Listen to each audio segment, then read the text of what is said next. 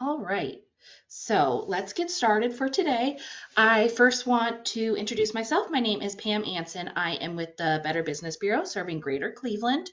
We are so excited to have you today. If you did not know, October is Cybersecurity Month. And we want to make sure that businesses are protected from cybersecurity threats and risks of scams, ransomware. It can be very costly to businesses, and we want to make sure that you have the best tools possible. So we are so excited to feature speakers from Ohio State University, CISA, and the SBA today. And to get started, we have Sue McConnell from the Better Business Bureau talking about top scams that are targeting businesses. So, Sue, I will pass to you. Thank you, Pam. Thank you, everybody, for being with us this morning. Next slide. The Better Business Bureau is a private nonprofit organization. We were actually started by businesses to combat false advertising. But our primary mission today is really to advance a marketplace and a trustworthy marketplace, as well as ethical business practices. Next slide. We have several services that we provide to the business community and the public. You can go to our website at bbb.org if you are considering doing business with a company to look at our business profiles, see what grade rating the company has, and other valuable information about the business. You can read on our business profiles and submit customer reviews. We have a site called Scam Tracker that I will discuss a little bit later in the presentation. If you have purchased something, whether it's a business-to-business purchase or consumer-to-business purchase, and you're having an issue, you can come to us to help resolve your dispute. We have a lot of educational information on bbb.org, and there are some events that we conduct throughout the year. Next slide. But today, we're going to highlight some of the types of scams that target businesses, and there are certainly many. Next slide. The first scam that I'm going to discuss is phishing. Now, phishing is not a new scam, but it certainly has become very prevalent. In fact, last year, it was the most frequently reported crime to the Internet Crime Complaint Center. The Internet Crime Complaint Center is a hub where a lot of agencies can provide information about complaints that have been filed with them that have to do with doing business online or something that is appearing online. And the FBI runs this site, and the advantage of Internet Crime Complaint Center is that these law enforcement agencies can look at this data and hone in on scams that are affecting a large volume of victims and large dollar losses to investigate and pursue the perpetrators of those scams. Phishing scams start as either an email or a text, and it looks like it's coming from a company that is a trusted company. This example we're showing you is a phony email that looks like it's from iTunes. These scams are really targeting masses of people at the same time. I've read some reports recently that say that every day 3.4 billion phishing emails are sent, 3.4 billion. And Google actually blocks about 100 million phishing type things every day. These scams work because they get your attention. They either are telling you about some great advantage or discount or something that you have won or are entitled to, or they try to alarm you into thinking that some large payment has been made by you for something you didn't order, or something is compromised, maybe your bank account or an Amazon account. So it gets you to react quickly. What happens with these is there often is either a link that they want you to click on or something to download. And once you've done that, you can be downloading vicious, malicious software that can get into your network, that can steal information and it can be operating in the background for a long time and you would never know it. Next slide, please. A lot of these can look like they are Google Business Profile messages, a Zoom invite, again, something that appears trustworthy and reliable. If you want to protect your business from phishing scams, one of the best things you can do as a business owner, and I'll say this repeatedly, is train your staff. Make your staff aware that these types of scams exist and make them aware repeatedly throughout the year. Tell them to think twice before they click on a link or download anything that has popped up in an email or a text, and to just stop and think and not have a knee-jerk reaction. Beware of anything that sounds like it's scary, it's threatening, it needs immediate action. And if it looks like it's coming, for example, from your bank, best thing to do is call the bank directly and see if it really is from your bank. Next slide, please. Business email compromise scams are also very prevalent. You can see here that last year there were over 20,000 complaints received at the Internet Crime Complaint Center and dollar losses of nearly $3 billion. These emails, next slide please, again appear to be from someone you know or something that sounds reliable. If you're a larger corporation, it may appear to be an email or from someone within the company directing an employee to do something, make an electronic payment. This particular example is telling someone to go out and buy gift cards for $200 each, scratch off the code, call a number, and provide the number. We've seen examples where these business email compromise scams ask employees to copy W-2 information and send them off to somebody. They can look very real. Usually it has the name of somebody within your corporation, which scammers have ways of getting that information through various sources. Again, this is one of those scams that your staff needs to be trained to be aware of, to look closely at the email address, train them that if the email is asking them to do something, such as make a payment, go out and buy something, provide sensitive financial information, that they always reach out directly to you and verify that that message or that email, that text message or email is for real. Next slide, please. If you have the employee has made like a bank transaction, if you can call the bank immediately, sometimes you can be successful if you report it within 48 hours. And we always encourage that you file a complaint with the Internet Crime Complaint Center, which you can find at ic3.gov. Next slide, please. Ransomware is a very scary one. Ransomware occurs when you try to log into your network, your computer, and a large warning appears that tells you that basically your network has been kidnapped, hijacked, all of your data is not accessible to you, and if you want this information back, you have to pay a sizable sum to the ransomware criminals, which is typically millions and millions of dollars. The industry that was attacked most frequently last year by ransomware was the healthcare and public health providers industry.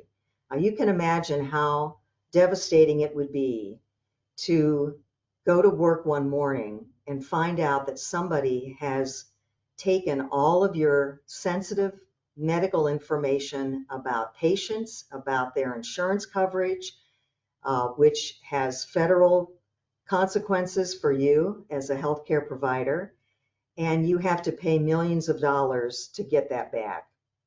The second most targeted industry last year were critical manufacturing businesses and government facilities following that. Next slide, please. You may recall last summer, or recently this summer, there were thousands and thousands of car dealerships that were affected when a software that they used that was provided by a company called CDK Global was hit with a ransomware. Now, this software was used by dealerships to do things such as schedule and track service appointments and also details of vehicle purchases. It affected 15,000 dealerships nationwide. And in order to get this system back online, it's reported that CDK Global actually paid $25 million to gain access to all of this data again and get these dealerships up and running. The city of Cleveland also experienced a cyber incident in June of this year, which shut down city services for about a week. Now, I don't believe the city ever divulged the source of the cyber attack or whether it was ransomware or had they paid out money, but city services have been big targets of ransomware. Next slide, please. If you want to protect your business, then again, train your staff.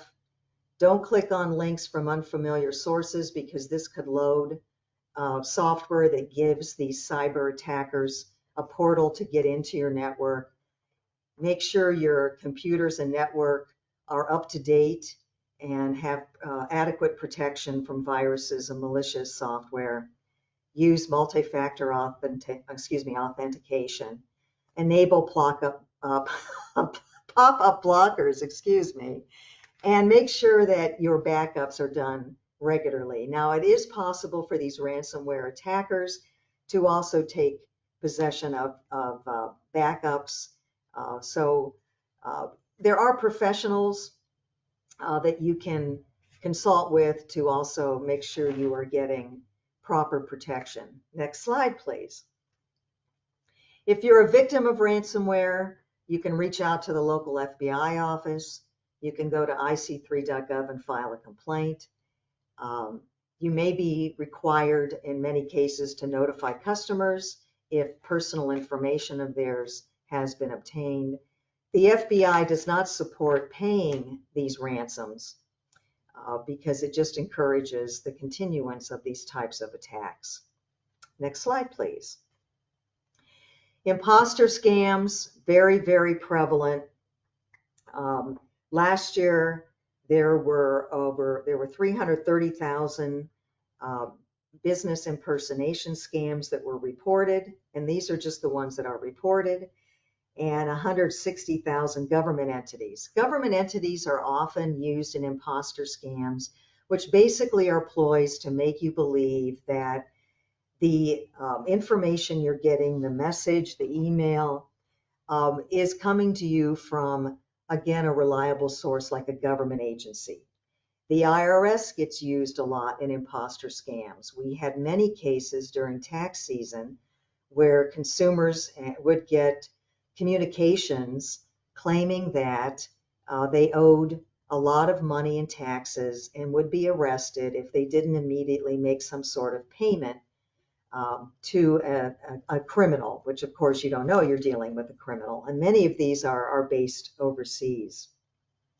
Losses last year to imposter scams topped $1 billion and often involved using cryptocurrency, Bitcoin, bank transfers to make payments that these imposter scammers led you to believe you needed to make.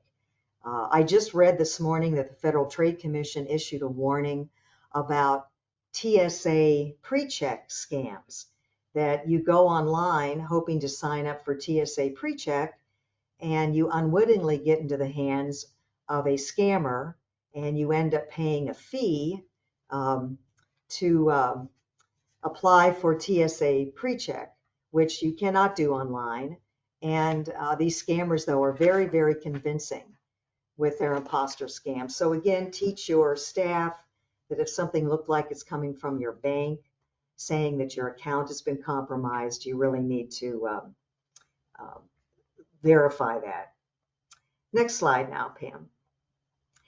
We have a site called Scam Tracker at bbb.org/scam tracker. This is a site you can visit to report scams that have solicited you, whether or not you've actually been have lost money and been a victim. You can also see what kinds of scams are targeting people. You can search by scam category. We do encourage people to report scams. This is a site that a lot of research is done by the Better Business Bureau. We come out with regular reports of the types of scams that are prevalent and who the victims are. And the next slide, please. We have a lot of information for businesses on our website, a lot of resources on running a business, financing a business. This is how you can contact us. And we hope to hear from you if there's anything we can do to help you. Thank you. Thank you, Sue. We appreciate that. That was a great information. All right, next up, I would like to introduce Naya from the Small Business Association with the Cleveland District, who will talk about strengthening your cybersecurity. So, Naya?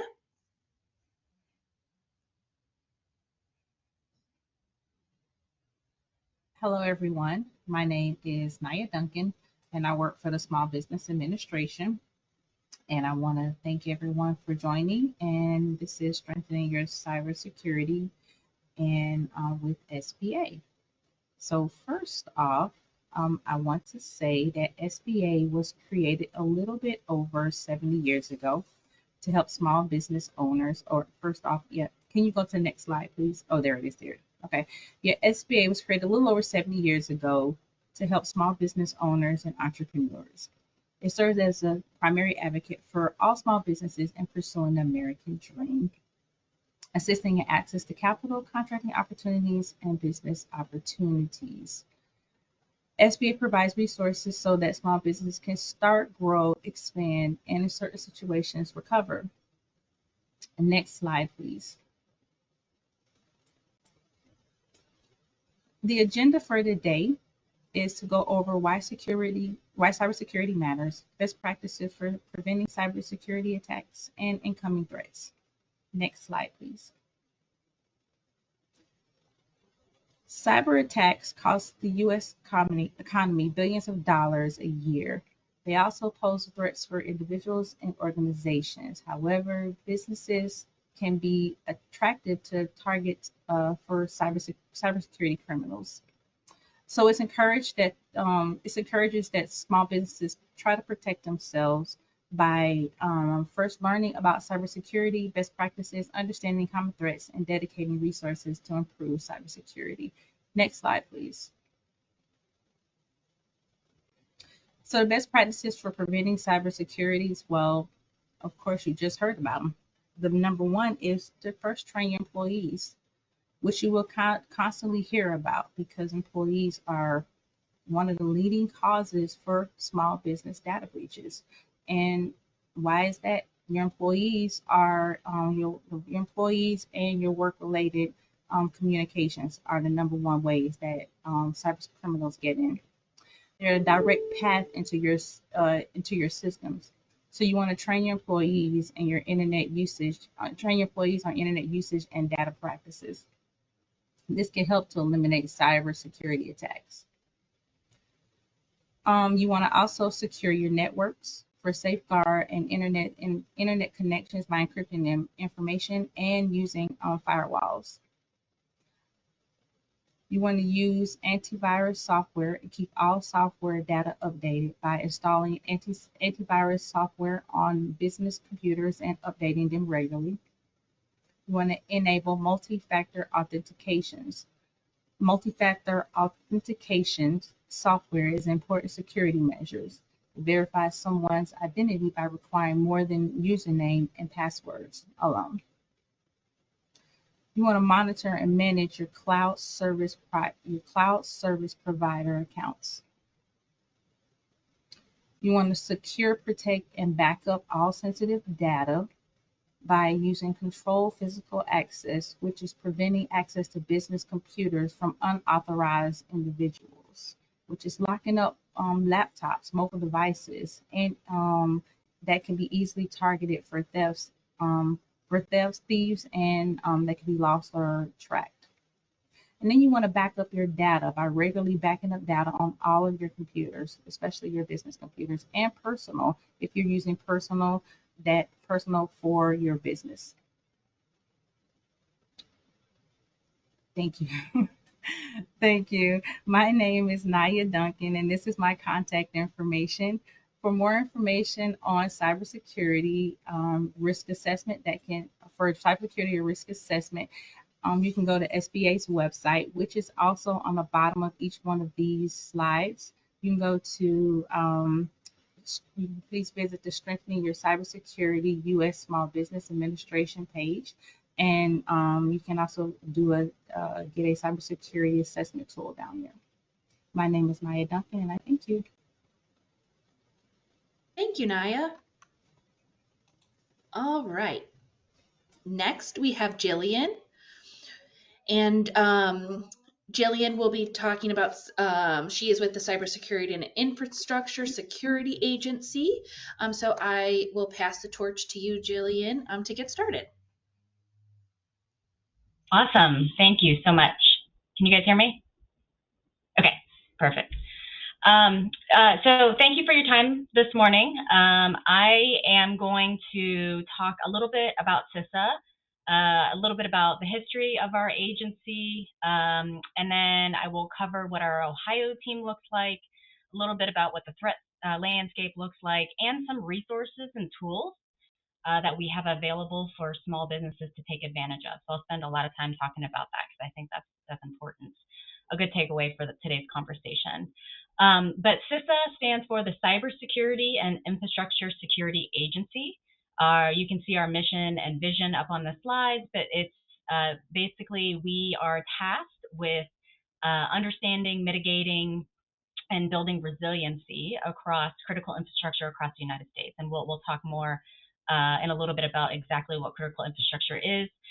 We have security in our name twice, Cybersecurity and Infrastructure Security Agency, because we want to understand the risks that are facing critical infrastructure, both from a cybersecurity perspective, but also a physical security perspective. Next slide, please.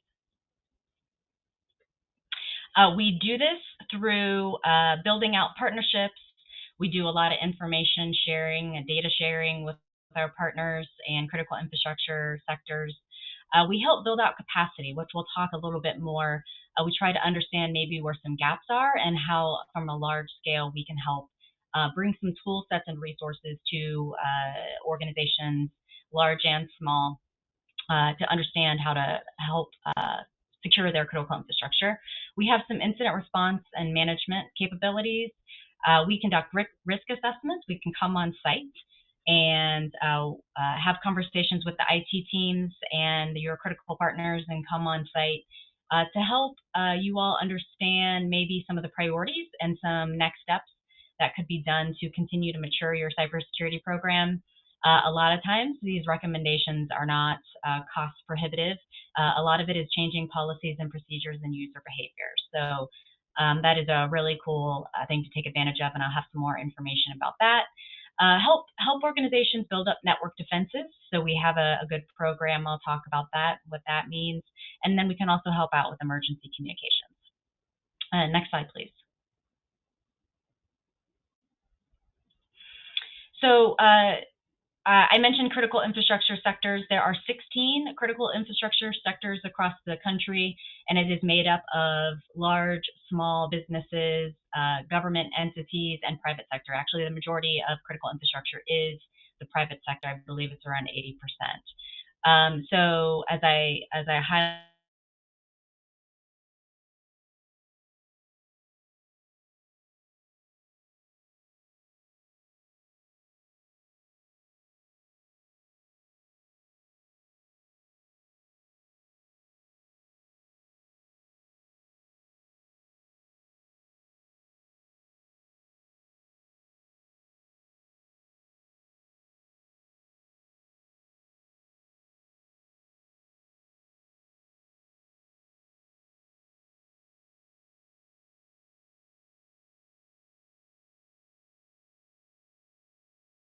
Hi, Jillian. There we go. Oh, Jillian, I think you were frozen for a second. We have you back. I apologize. Okay. So as we can see, there's 16 critical infrastructures. CISA takes lead on 8 of them.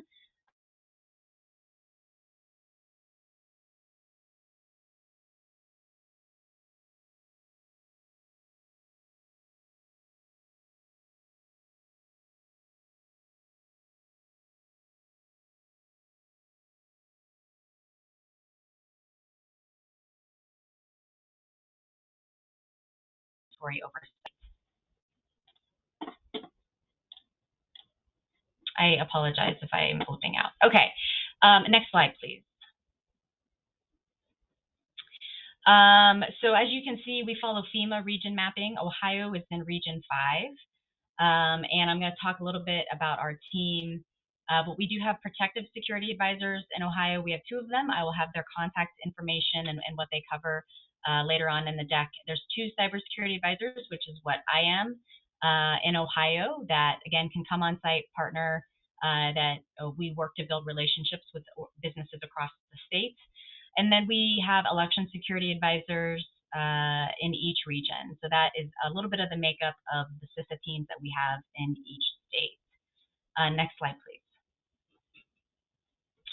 So a little bit about the cyber threat landscape and the threat actors that we're dealing with. As you can see from the slide deck, we have nation states, cyber criminals, hacktivists, terrorist groups, thrill seekers, insider threats, and they all have different motivations. The nation states and the cyber criminals are usually the most prolific. They have geopolitical and profit-driven motivations. And unfortunately, from a cyber criminal perspective, security incidents, ransomware, conducting cyber attacks is very profitable, and they are able to make money from this criminal activity. That's why it's so prolific and continues to grow. And next slide, please. So small businesses and cybersecurity. There has been, I think, historically a perception that small businesses may not be as large of a target as larger organizations due to the lack of resources and funding, that it wouldn't be worth the cyber criminals' time. I am here to tell you that is a false perception. Cyber criminals do not discriminate. They target any vulnerable system that they can find. They go for the lowest hanging fruit. They are usually pretty lazy. And they don't care if you are part of a Fortune 500 company or if you are a small business or home user. If they can exploit a vulnerability, they will use it to get what they want and cause damage. And also they understand small businesses may be an enticing target because they historically and a lot of times have less resources to dedicate to protecting their networks, making them a very enticing target. It'll be easier, potentially easier for the cyber criminals to conduct an attack. So what does less resources mean? You've seen a couple lists of some of the basic controls. This less resources follows some of the basic controls that have been mentioned in the previous presentations. But security policies and tools, meaning network, email protections, and endpoint protections, dedicated cybersecurity leadership is something that we talk quite a bit about with organizations of all sizes. Having and building a good cybersecurity culture really starts at the top. If you want to have users buy in and be aware and have some continuous awareness and training, having dedicated cybersecurity leadership is something that we highly recommend. Secure network segmentation and proper backup processes.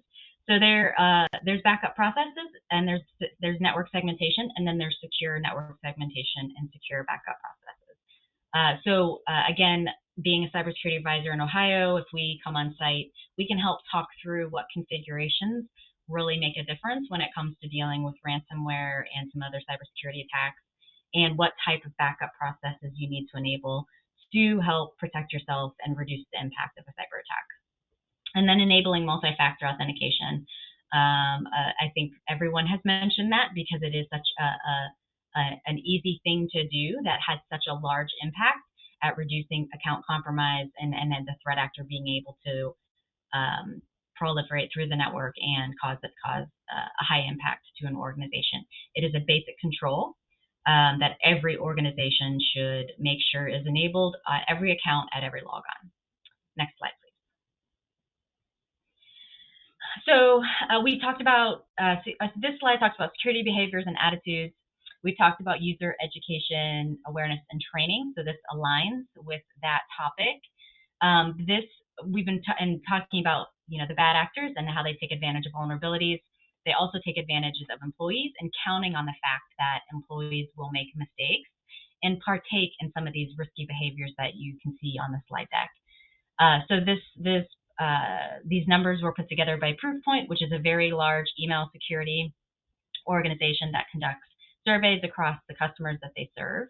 And some of the risky actions that make the top of the list that you can see, users working on personal devices for work activities. So crossing over your professional and work life is a huge risk in terms of cybersecurity and compromising both environments. If one environment is compromised, the chances of both of them becoming compromised is very high. And then reusing and sharing passwords. So we want to make sure that users are always using unique passwords and not using the same passwords for their Amazon accounts, Netflix accounts, shopping accounts, financial accounts, personal accounts that they are for their work accounts.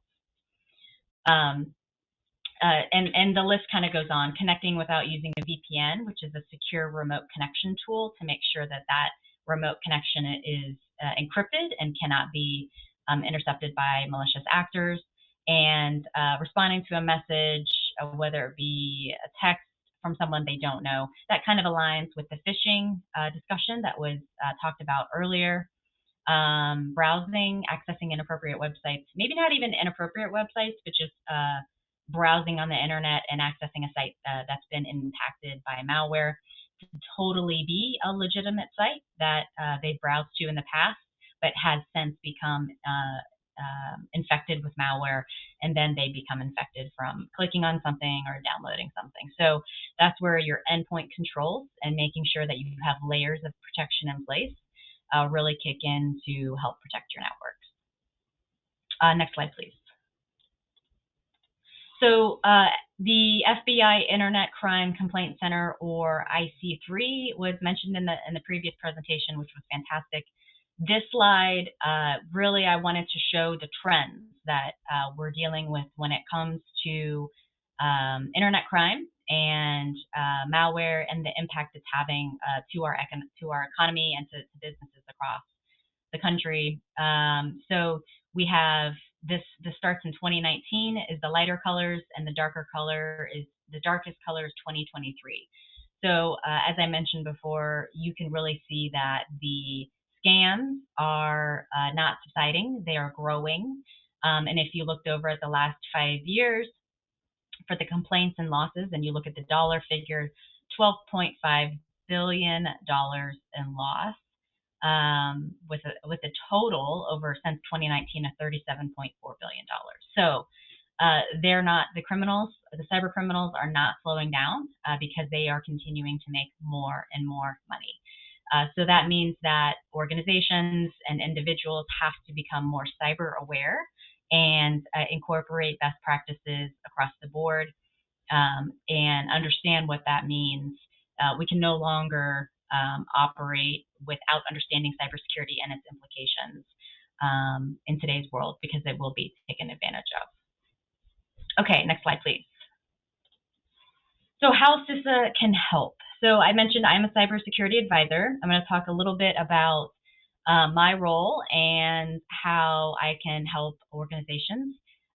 We can help with cybersecurity preparedness. Actually, the ideal time to engage myself or my cohort, John McCarty, who I'll have, again, our contact information on the slide deck, is to engage us as soon as possible prior to a cyber incident.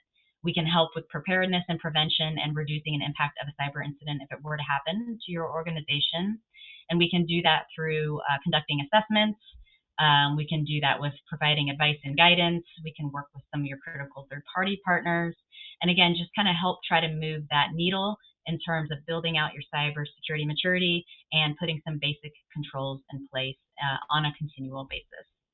We can help out with strategic messaging in terms of incorporating change within your organization, whether it be conducting incident response and work groups. I'll kind of bundle those together.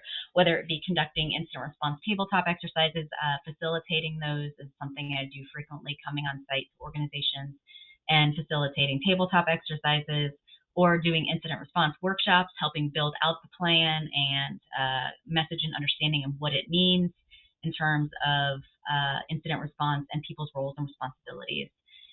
Partnership assessments and incident coordination. So we can, I've mentioned assessments a couple times, but incident coordination is another thing that we can do. If you are dealing with a incident, we can, if we're called, we can assist in terms of providing advice and guidance. We can come on site. We will not be hands on keyboard. We partner regularly with the FBI, but we can come on site and help organizations work through, give advice and guidance on some initial containment and remediation activities to get them headed in the right direction. Next slide, please.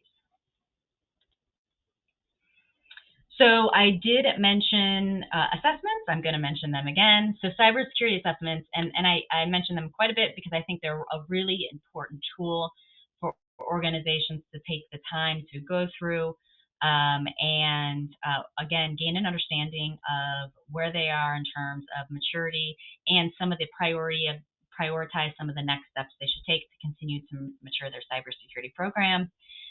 It's not an audit. It is just a conversation.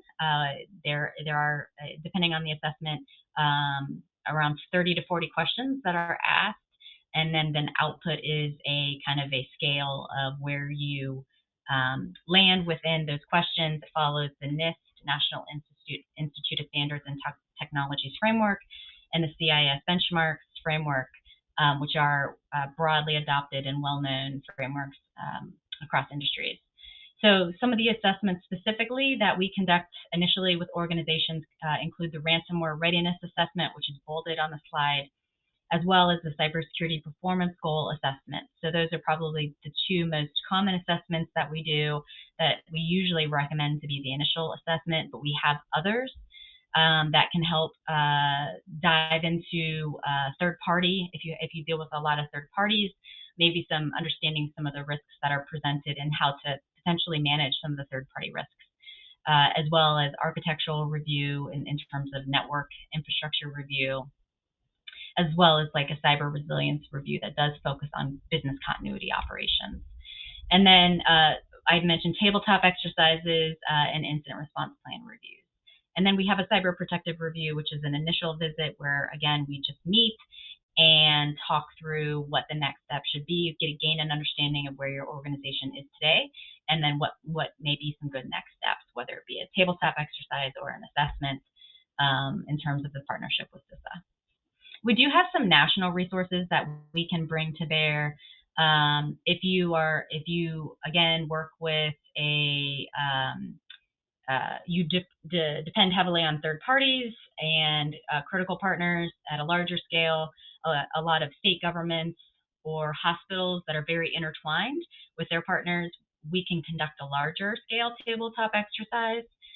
Usually it includes physical security and cybersecurity. So think hospitals dealing with a cyber incident during maybe a natural disaster, which unfortunately happens when there's a natural disaster happening. Organizations around that area do tend to be targeted for incident response, unfortunately. So again, building out business continuity and resilience at a very large scale, we have national teams that come in and help coordinate those types of activities. And then vulnerability scanning is something I'm going to talk about a little bit more. But if there's one thing you take away from this discussion, I would highly recommend looking into signing up to our vulnerability scanning, which is no cost. None of the services that I've talked about today are at an extra cost to the organizations. They are included in your federal tax dollars that you already pay. And next slide, please. So some more technical resources that we have, Logging Made Easy. This slide deck will be sent out in these The yellow letters are links, active links to the resources on the CISA website. But logging made easy is a security information event management tool, which is a central log repository, which is critical, and one of the things we typically recommend organizations work on. It is the digital visibility within your networks that you need to understand if you did deal with a cyber incident attack, what that threat actor did, what they accessed, and how they got into your networks. Cyber hygiene vulnerability scanning, which is what I just mentioned. If that's the one thing you take away from this presentation, this would be it. Signing up for vulnerability scanning, which is external scanning of your networks. It's scanning the portion of your networks that faces the internet, the portion of your networks that the threat actors are poking and prodding every single day. So we do external scanning, and then we provide entities with a weekly report that shows maybe where they have some gaps and some vulnerabilities that they need to get fixed. So think of it as an extra set of eyes that is scanned on a weekly basis and provided to you to help ensure that your, again, internet-facing environment does not have any vulnerabilities. We maintain and keep up a known exploitable vulnerabilities catalog.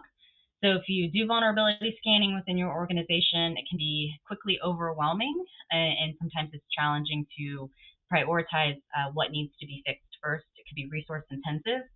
This catalog, it can be ingested in JSON or CSV format, really helps prioritize in the terms of these vulnerabilities are being exploited by the bad guys today.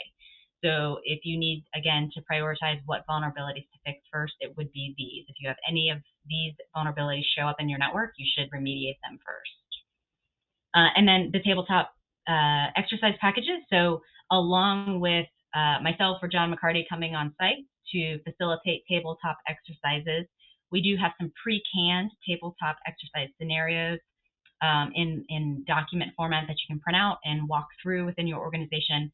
It covers physical scenarios. We have an election scenario right now. Covers cybersecurity scenarios, and there's one that covers multiple physical cybersecurity scenarios. So I highly suggest, if you're interested in starting tabletop exercises within your organization, this is a great place to start. Next slide, please. So I mentioned a lot about assessments. And myself or John McCarty as the cybersecurity advisors in Ohio for CISA coming on site to facilitate, that's a great option. And I think there's a lot of value in having an external party, kind of a neutral external party, come on site and facilitate an assessment. But we also have the option for organizations to do self-assessments. So the RANT assessments that I had the list of, most of those can be done through self-assessments. We have the Cybersecurity Evaluation Tool, or the CSET tool, that is downloadable. It's on GitHub. And it's the same tool that we use if we come on site to facilitate. But it can be done in a self-assessment format. So I want to make sure folks are aware of that. If they're not quite ready for whatever reason to reach out to CISA to have somebody come and facilitate assessment, there's another option for them to utilize a self-assessment portion. Next slide, please. So the CSET dashboard, this is just a kind of a quick screenshot of some of there's quite a few assessments on there. This scrolls down quite a bit. I just took the screenshot of what came up on my home dashboard. So you can see the cyber performance goal assessment, ransomware readiness assessment. We have a critical infrastructure assessment. You can look at your network diagram and components-based assessments. There's a land mobile radio rapid assessment for emergency response folks, and cyber resilience review, external dependencies. So those are all kind of listed. But this is what the home dashboard of the CSET tool looks like if you were to download it from GitHub. Next slide, please.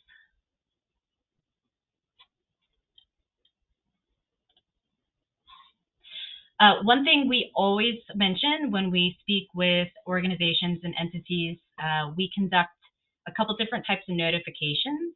I'll start with the first one, pre-ransomware notification.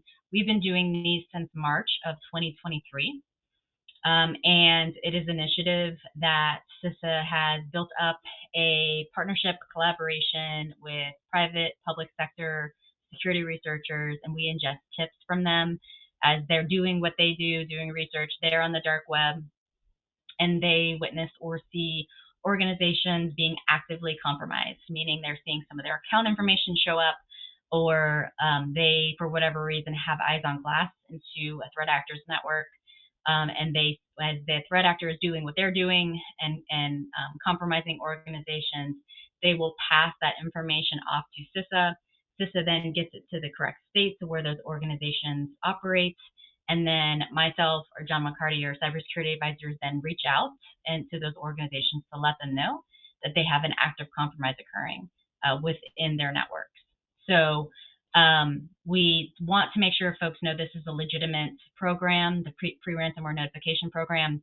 There are, unfortunately, folks calling organizations and acting like they are from CISA or from the federal government, trying to garner information and impersonate federal employees and CISA employees to garner information from organizations. So I want to make sure folks understand there's a way to validate who is calling you from a CISA perspective. If somebody calls you and says they're from CISA and they have some urgent information to share with you, you can ask them their name and you can ask them for the ticket number. It's an EN number.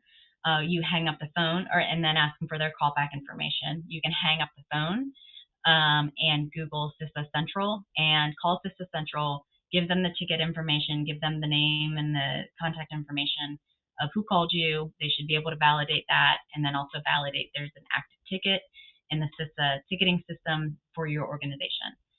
And then you should call back that person if everything checks out, call back that person and get that information, because you should act very urgently to disable that account and maybe start some threat hunting and try to understand, make sure that threat actor hasn't moved laterally and to contain that incident.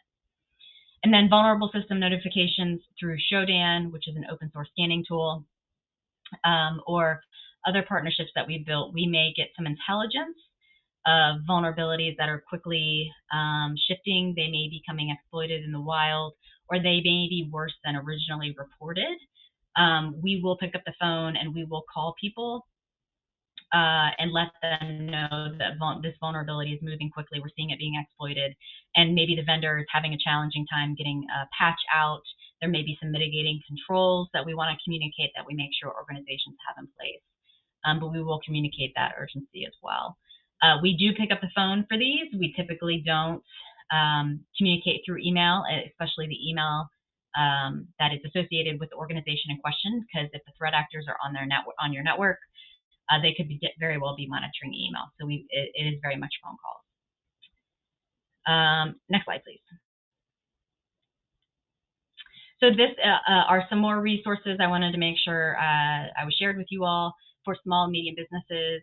We talked about training, user awareness and training. The first link, Secure Our World Resources, is the information that CISA has put out. It targets both personal life, family life, how to protect networks at home, as well as best practices to implement in the workplace. And then some of the other resources may have some training and resources to share broadly and guidance for small businesses. Next slide, please. I spoke about Protective Security Advisors. So this is a resource that's available to any organization in the state of Ohio as well. We work very closely with our two Protective Security Advisors here in Ohio, but they are also available to come on site, conduct walkthroughs, do surveys and assessments, and do awareness training. So a lot of some of the similar things that I mentioned I do, but on the physical security side. They also support special events in terms of what we've had in our region. You think RNC, DNC, Super Bowls, Final Four, IndyCar races, anything that draws a large crowd. A lot of our resources get pulled in to provide support. And they can also help with physical incident response and bomb prevention awareness and training. They do active shooter training, again, on the physical side. So the next slide has the Ohio team's contact information. I'm at the top. I've mentioned John McCarty. He's our other cybersecurity advisor in Ohio. John Richardson and Mike Chambers are the two physical security folks in Ohio. And then there's CISA Central's contact information. So that is it for me today. I appreciate everyone's time. Thank you. That was wonderful information. I did not know about a lot of those resources. So that is great. I am saving questions till the end, but I do have one for you, Jillian. Someone asked if these resources are available in Spanish. I believe so. So I believe a lot of them are. I don't know if 100% of them are. If somebody would like to reach out to me, I can try to track down. That we do have a lot of links on our website for multilingual already out there. But if there's something in particular that you want that you can't find, let me know and I can try to track something down for you. Oh, perfect. All right. And our next, and certainly not least, presenter is Vimal. He is from from Ohio State University, and will be concluding our presentation on cybersecurity. All right, I will pass the torch to you. Thank you. So I'm Vimal Bach. I'm the Director of Industrial Cybersecurity at the Center for Design and Manufacturing Excellence at The Ohio State University. Ohio State University is one of the largest universities in the country. The Center for Design and Manufacturing Excellence is located on OSU's West Campus. We are focused on working with small businesses and medium businesses, in addition to large businesses. But we do a lot of SBIRs and STTRs and do a lot of manufacturing at CDME. One of the grants that we received recently was from the Federal Small Business Administration. Ohio was one of 6 states selected, and we have put together training funded by the federal SBA for small businesses, businesses defined as under 500 employees. You can register for that training at that URL over there, cdme.osu.edu/SBA. And I'm going to go ahead and go through some of what our training covers in a lot more detail, but I'm going to cover a couple of actionable tips and then show you kind of how to sign up for the training.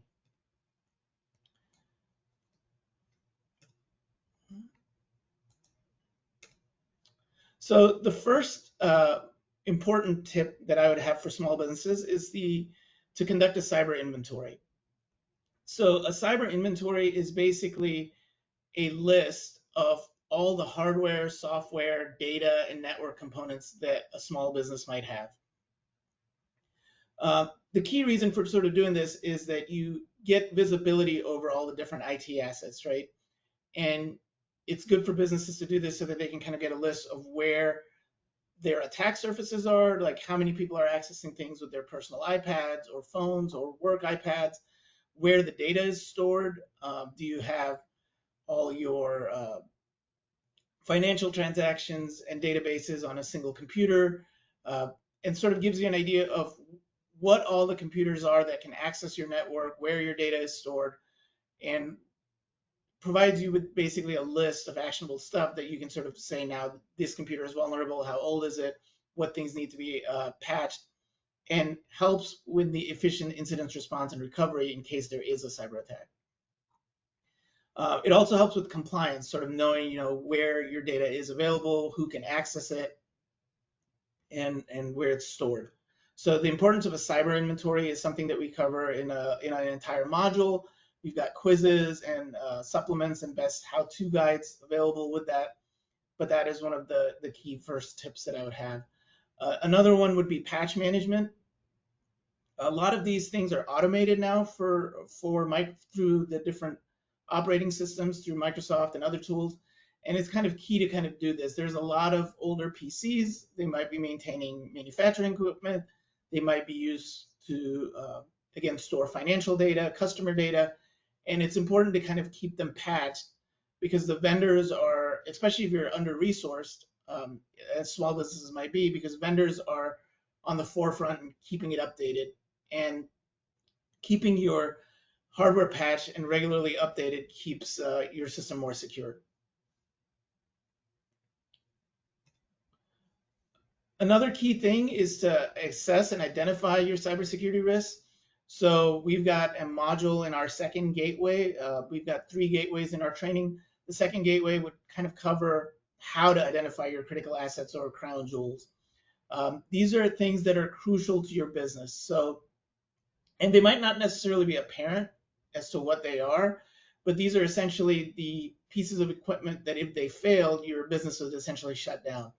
So they might be telephone networks, if you're dependent on cell service, or if you're dependent on other things, sort of identifying what your critical assets are and your vulnerabilities, and then figuring out how to protect them is a key thing that every business should be doing at least once a year, and then maybe doing more assessments after that if there are major business changes. Establishing a use policy. So again, I think this was mentioned earlier. What is your use policy on customers interacting with your company's data and assets, right? Can they bring their personal phone? Can you police what's on their personal phone if they're using their personal devices?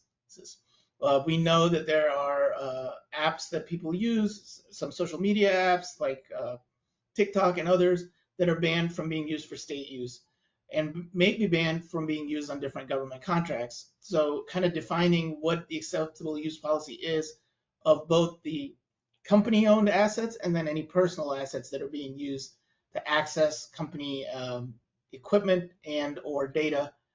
It's important to have that written down in a use policy and to continuously review that with the employees. And then that use policy can also have, how often are your passwords managed? How often are they reset? Who is responsible for managing patching of your software systems? Who does your backups? Who tests your backups? And how often does that happen? So kind of establishing these business use policies is kind of an important key step for small businesses. Incident response planning. Most of our course that we've developed online is based off of NIST and CISA principles. So we utilize and have links to a lot of the training that Jillian mentioned and that is available online. But our second gateway goes into having an incident response plan and a continuity of operations plan. And a lot of what we have done was also derived from the Cyber Ohio, which is the state of Ohio's cybersecurity initiative. And a lot of it is with CISA training that's being used to secure all 88 counties in Ohio. So we have looked at what are best practices that counties are doing and then taken a lot of that NIST and CISA training and said, okay, how can small businesses, we've distilled that down into something that small businesses can use to develop a cyber response plan for their cyber attacks. And the key things here are identifying, what happens if there's a cyber attack? Who talks to the media? What happens if your data is stolen? Do you have backups? What happens not just if your data is stolen, but what happens if your data gets leaked, right? Because it, as has happened in other things, you might have backups, but if your data then gets leaked, what's the damage that happens there? Kind of understanding all of that and going through that and then conducting regular drills to test and improve that. Those are key things that a business should be doing, right? So periodically pretending that there has been a cyber incident and then going through all the steps to make sure that your plan is cohesive and makes sense. And having this plan sort of printed out and not on the computer that might get hacked, these are kind of key steps that we cover in our training.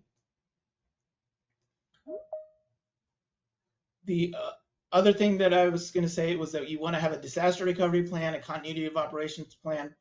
So this is a clear outline of procedures and tasks to follow and execute in the event of a disaster. So how does your business recover? How do you have a second location? Do you have other companies that you can utilize so that your customers aren't affected and there's downtime? So kind of thinking through all of these things and having those goals and other things documented and written down and then kind of thought through. That's a module that we will cover on that in our second gateway of training that's available. Multi-factor authentication, I think this has again been stressed a couple different times.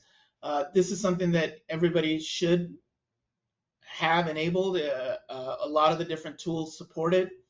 And then we kind of talked through, we have an entire module on it, but we kind of talked through, again, using NIST and other things, what are the best practices for multi-factor authentication? Is it having a password? Is it using your phone? Is it having tokens or biometric types to do this? And I think there was even an incident last year in 2023 where there was a casino hack, and essentially they did not have multi-factor authentication, and somebody was able to call into the support system and essentially get a password reset, being able to answer a few questions that they were able to find the information online from through social engineering. And essentially that was a $100 million plus hack. So having multi-factor authentication is a pretty easy, low-hanging fruit that we strongly stress that all small businesses should do. And then again, password length and style. I think this was also kind of stressed. Don't have the same password, but look at what the CISA has a guideline of, a minimum length of 16 characters, 5 to 7 random words, and then passwords can be, random words that have different capitalization or other ways, or a passphrase that's not connected, or random passwords. And we have an entire module on this with quizzes and other things on what are some common bad passwords, what are some best practices, and how often should you be resetting these passwords and maintaining them. Again, you don't necessarily want to have the same password for your OT equipment as for your IT equipment. So if you've got machines inside, you don't want a threat actor to be able to get in and then be able to use one common password and get access to a whole bunch of other things that they might not necessarily need to. So even if a single machine gets compromised, you don't want it to kind of trickle through your entire network and then being able to access other pieces of data that they shouldn't have. In addition to this, I would also add, kind of closely related to this is encryption. This is sort of something that's built in now. I think like 20, 25 years ago, it was sort of hard to say, it was costly to do encryption, but now anymore, Microsoft, the tools, encryption sort of built in. And especially if you've got like financial data or other things, you want to encrypt those data files. So if somebody does get access to the PC, you've got BitLocker turned on, you've got the files encrypted, and you've got strong passwords on them that are different from the passwords that you use to log in. Employee training and awareness. Again, you want to train your employees on the cybersecurity best practices. This can include hiring other companies if you're a very small business to recognize phishing emails, and because there are companies that will send false emails and conduct these assessments for you, or you can do them yourselves. And you should also be creating safe passwords, safe internet browsing, encouraging employees to report suspicious activities. One of the common things is people dropping USB flash drives in parking lots, and teaching employees not to pick those up or not to plug them into a computer, because that's a common way to get access to people's networks through malware and other malicious viruses files. So again, we had received a federal grant to make training available. You can earn a Credly badge that you can put on LinkedIn. Under the Ohio Data Protection Act, you can kind of show some artifacts that will help you show compliance with some of the various NIST and cybersecurity frameworks and others. We will have modules in Gateway 3 and Gateway 2 that sort of start looking at HIPAA compliance. We're not going to be validating that anybody is in CMMC2 compliance or HIPAA compliance, but what we will be providing is a baseline of content and artifacts that companies can then use to show how they might be in compliance, or if they're going to a vendor for assessment, they can provide those artifacts to help them get compliance faster. So we are also going to be a feeder course for the Ohio Department of Development's CMMC training. And the feeder course will be this Gateway 1. And this is sort of the modules that are covered in Gateway 1. So password security, cybersecurity best practices, phishing, cyber inventory, internal auditing, data protection access, network and endpoint security, security awareness, incident response, vendor management, patch management, backups, and disaster recovery. And once you're done with this, you'll get a Credly badge that you can put in. Companies can sign up themselves. This is intended for small businesses, with most of the Ohio small businesses sort of being under 20 employees. Companies can also sign up many other employees. So one business owner can sign up multiple employees, and you can sort of get all of them to go through the training and get a badge. This is sort of a screenshot of what the course looks like. There's a video component which goes through the slide deck with somebody reading it with transcription.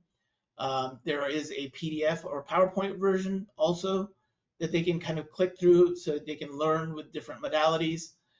There's a best practices supplement with each of them that sort of goes through and says, you know, what you might want to do, content that will be found in different modules, links to commonly used resources such as NIST and CISA. And then there's an assessment quiz after each one to make sure that you've kind of understood the concepts before moving on to the next phase. And again, Gateway 2 gets into incident response planning and also into continuity of operations. Gateway 1 is really intended to be about 4 hours for a small business to kind of get through. We've had multiple small businesses get through this training. About 3 to 4 hours is roughly the amount of time it takes to get through this. Gateway 2 is starting to get into about 16 hours. And then the third gateway, which will be launched sometime in the spring, will include more hands-on touch where companies that have kind of gone through these gateways can then come in and have OSU students and employees assess the validity of these plans. And the employees at the Center for Design and Manufacturing Excellence, we employ undergraduate students in cybersecurity education, giving them training.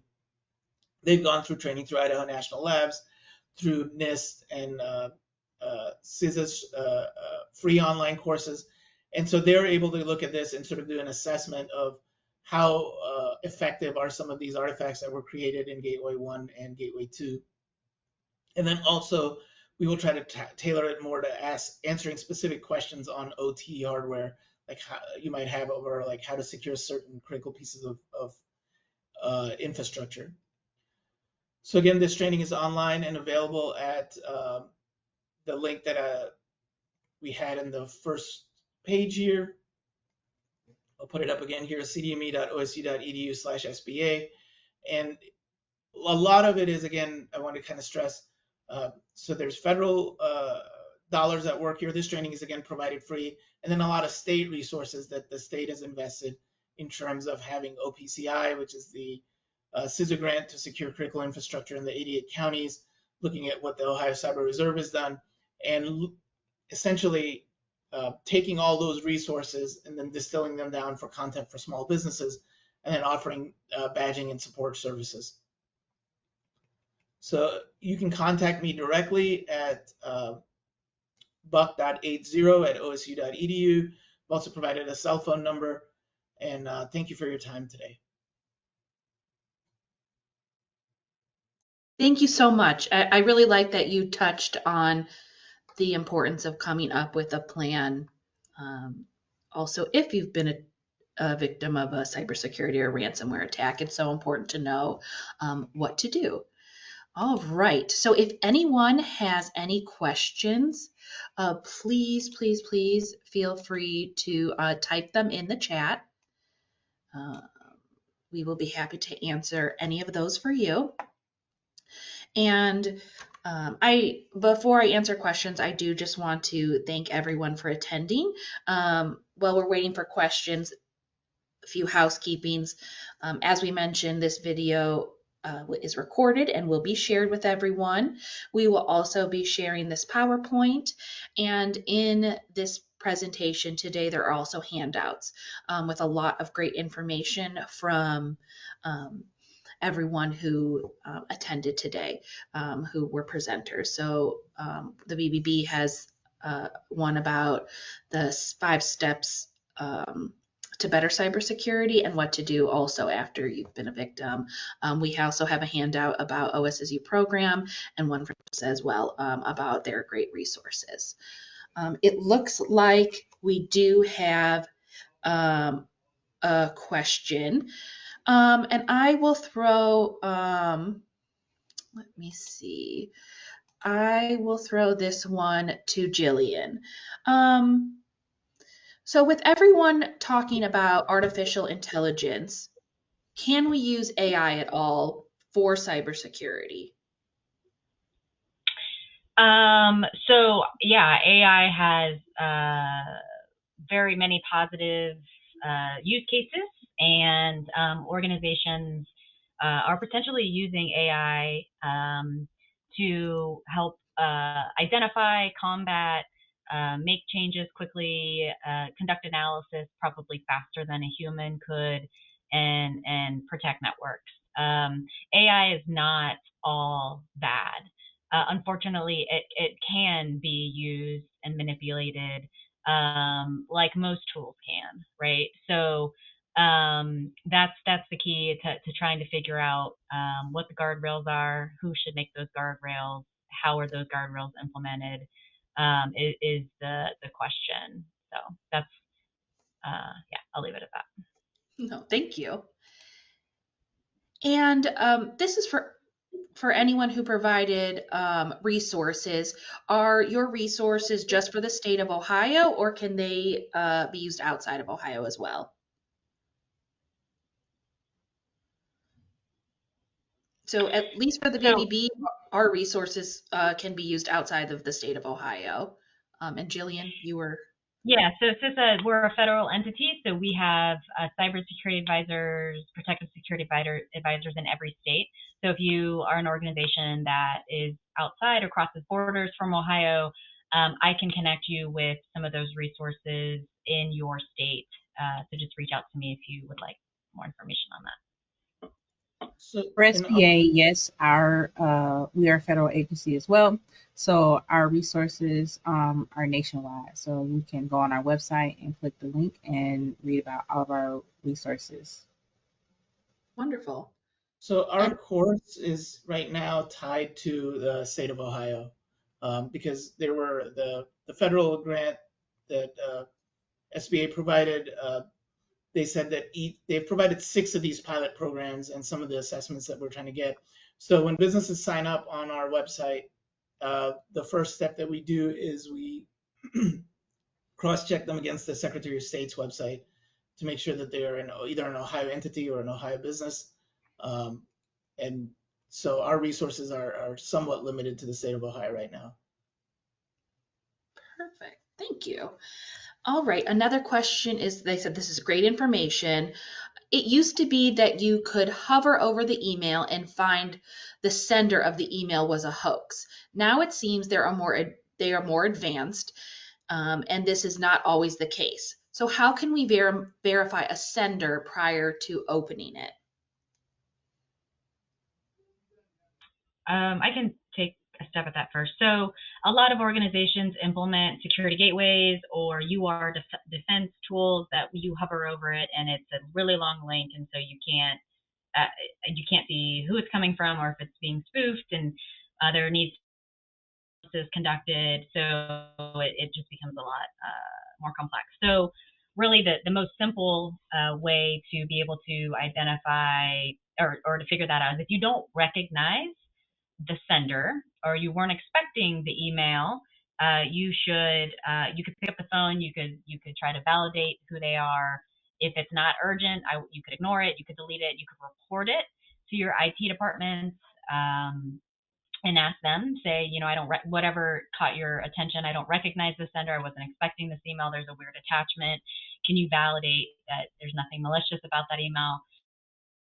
Hopefully your IT department could do a little sniff test on that.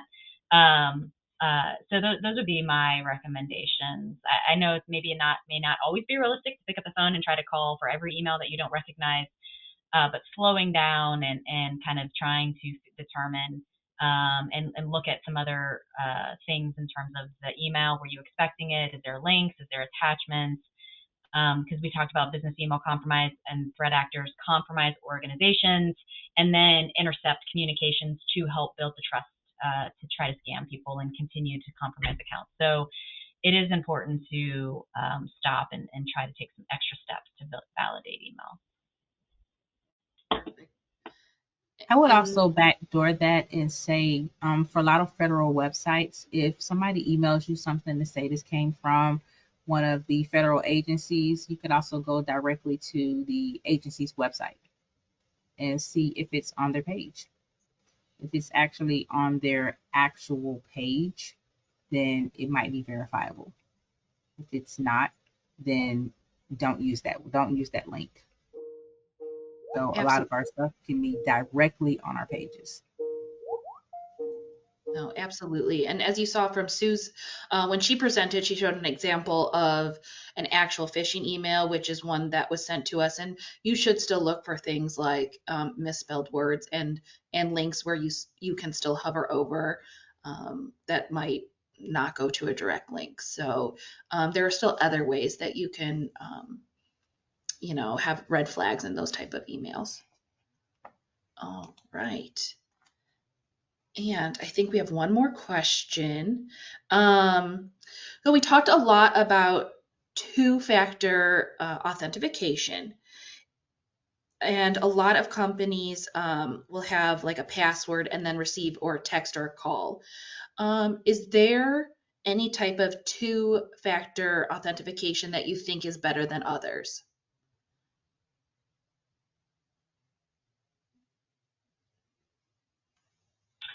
Uh, I'll mention the short answer is yes. So multi-factor authentication, I try to explain it kind of on a scale of the least secure to the more secure. CISA has some good guidance on, we call it phish-resistant multi-factor authentication. Multi-factor authentication is really important. It really increases your level of security, but it is not all created equal, okay? So when talking with organizations, I explain that some is better than none, but there are varying levels of phish-resistant multi-factor. So if you get a text or an email, or you accept, deny, as opposed to type in digits, that's probably the lesser secure on the scale. As you incorporate maybe an app and you get the codes on the app, that you're getting a little bit more secure. And probably the most secure is a physical aspect, like a dongle, a YubiKey, or a CAT card, where it's something you are, something you have, and something you own. So your password and that physical piece of it would have to be compromised in some way, shape, or form, which is more challenging for that type of attack. So not all multi-factor is created equal, but some is better than none. Wonderful. Does Yeah, I anyone would. else have? Oh, perfect. I was just going to say I would echo exactly what was mentioned, and then also point out that there are scams now where people are able to go to like an AT&T store or something and get the phone number or basically the account transferred. So if you're using your phone as the multi-factor thing, then somebody else can then potentially get access to your financial apps and or your health information. So a physical key or a authenticator app, and Google, Microsoft, all of them have them. Those would sort of be, I think, significantly better than trying to just use your phone or a text message, as Jillian said. So. Thank you. That was great. Those are all the questions that we have today. I want to say thank you. And I have put everyone's contact information together. This will be sent out. So I hope that this Cybersecurity Month, as businesses, that we can all work together with these organizations and start taking small steps or bigger steps to improve the cybersecurity for businesses. So that we can protect the small business community. I want to thank all of the participants today who joined us and all the speakers for sharing their wonderful information. And if you have any questions, we will be sending out an email later today or tomorrow. So thank you all very much for attending, and I hope you have a great rest of your day.